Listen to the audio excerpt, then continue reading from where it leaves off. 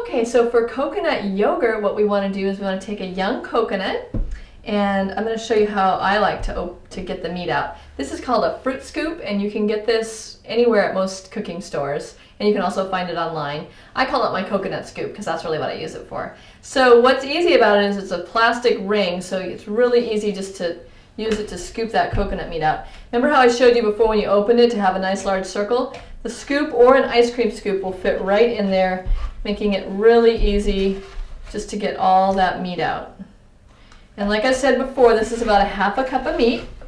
And we're going to need, for this recipe, because I like a lot of coconut yogurt, we're going to use 2 cups. And you can use just 1 coconut if you're not sure about it yet and you want to just do experimental. You can just do a smaller batch. But I'm going to get my blender here. I'm going to add about 2 cups of meat into the blender. And this, if you taste coconut meat, is yummy. It's really sweet, naturally sweet, and kind of fatty and really delicious by itself. So I've got coconuts I already opened. Coconut meat also freezes well, so if you're buying a whole case, go ahead and open them all. Turn the water, either drink the water straight or turn it into kefir, and then freeze the meat in Ziploc baggies.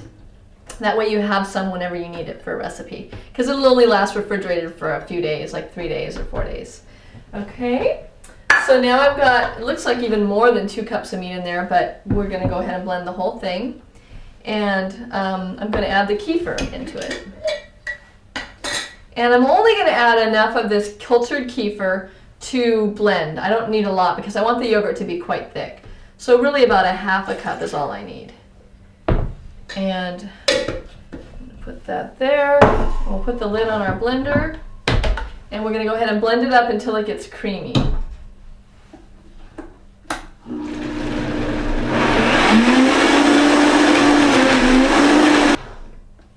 Okay, so I know it's done when I can hear it, it doesn't jump around anymore, and it sounds like the motor is kind of evening out, and I can look and see that it's smooth. So those are the things I'm looking for. If you're not sure, just open it up, take a look inside. I'm going to pour this into the jar so you can see what it looks like.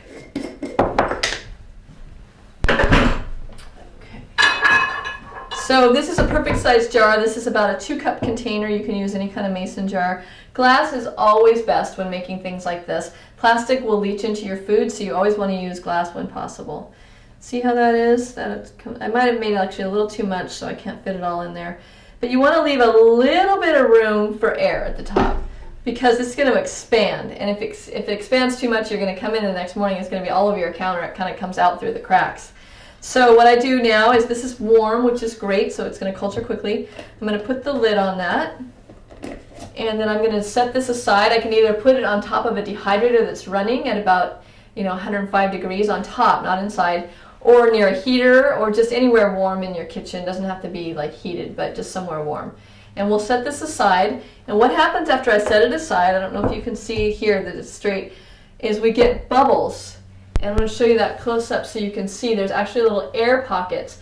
That's how I know that it's yogurt. It's actually cultured and grown overnight. The sweetness from the coconut, all the kefir starter, or the kefir, has actually eaten all the sugar and converted it into lactobacilli. So now it's not going to be sweet anymore. It's going to have like a sour, tangy, that's the only way to describe it, like a yogurty taste. And it will expand and get kind of spongy looking. And then when you take the lid off, whoa! There we go. We've got yogurt. I love that. All right, so now we can take our yogurt and eat it. And what I like to do, I'm just going to rinse my hands off here.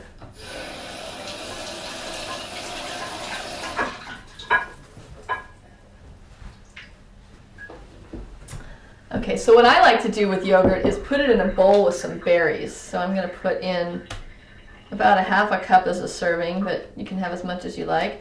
This is where you get to get creative. You can add your own flavorings. People like to add honey to this. They like to add stevia. You can add vanilla beans. You can add vanilla extract. You can put some berries in. I have some sliced strawberries here you can put in. And this is berry season right now, and so it's a perfect time to use berries. But if it's not berry season, just do other fruits in there. Since we're talking about lactobacilli and cultured foods, I also like to talk about low sugar, because a lot of people that need more of this friendly flora in their diet also should be eating less sugar. So great things to eat, fruits to eat, are the berries, because they're lower in sugar and they taste great. I have some blueberries here. We're just going to fill this up with all of our favorite berries. This is also a great evening snack because lactobacilli, or the good probiotics, work really well in your intestines at night while you're sleeping. Perfect last minute snack to have if you're hungry, a couple hours before bed. Perfect thing to have in the evening. Look at how beautiful all these colors look with those berries. So there you go. You have some yogurt you can eat, and you can keep this yogurt refrigerated for up to a week, and it should keep getting more and more sour as it cultures. So if you like the flavor at the beginning, then you want to eat it quickly. But if you think it could be more sour, then let it sit in your fridge for a couple days and it'll keep culturing.